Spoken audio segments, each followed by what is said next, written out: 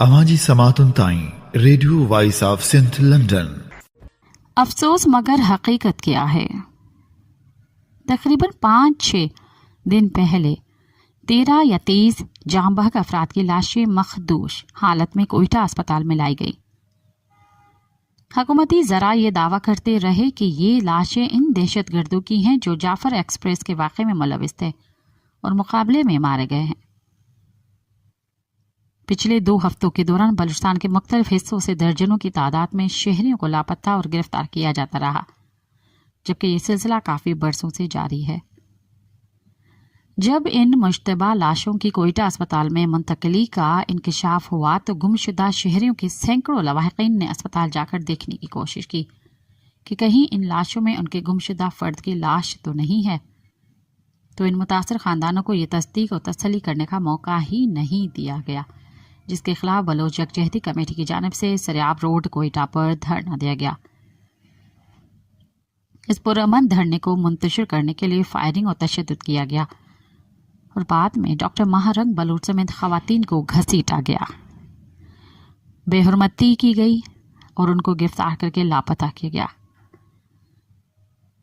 अब इसी माहौल में कल शाम को मीडिया पर यह खबर भी नशर की जाती रही कि पंजाब के 4 मेहनतकशों को कलात के नज़दीक उनके शनाख्ती कार्ड देकर दहशतगर्दों ने कत्ल कर दिया है।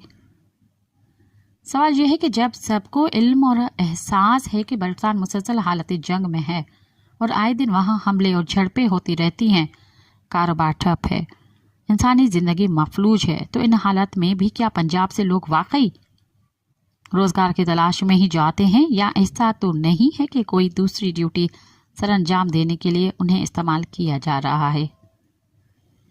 ये सवाल इसलिए जवाब तलब है क्योंकि बलूचिस्तान के मुसल्लह मज़ाहमत का हमेशा इस किस्म के दावे करते रहे हैं। अब कोयटा के मौजूदा कशीदा और नाखुशगवार हालात में इस तरह का वाक़या मज़ीद तकलीफदा और मुतनाज़ा हो जाता है और यकीन के साथ कुछ नहीं कहा जा सकता कि हकीकत क्या है। इसमें कोई शक नहीं है कि किसी भी शहरी को किसी वजह से भी कत्ल करना काबिल मज़म्मत है और बहुत अफसोसनाक और अलमनाक है, लेकिन बलूचिस्तान में हालात इस नहज और नौयत के हैं कि कई सवालात ऐसे हैं कि जिनके बारे में कुछ नहीं कहा जा सकता कि हकीकत क्या है। ताकत और सिर्फ ताकत और रियासती जबर के बलबूते पर न तो मसाइल हल किए जा सकते हैं और ना ही देरीना अमन कायम हो सकता है और ना ही अवाम के दिल जीते जा सकते हैं और ना ही उभाम दूर किया जा सकता है और ना ही अवाम का एहतमाद हासिल किया जा सकता है।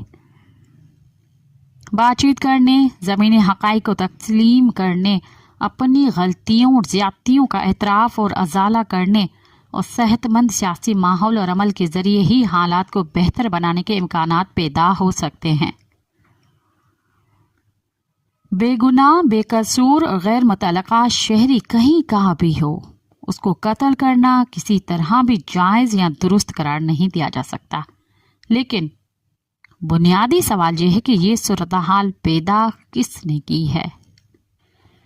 आवाजी समातुन ताईं radio voice of Sindh London.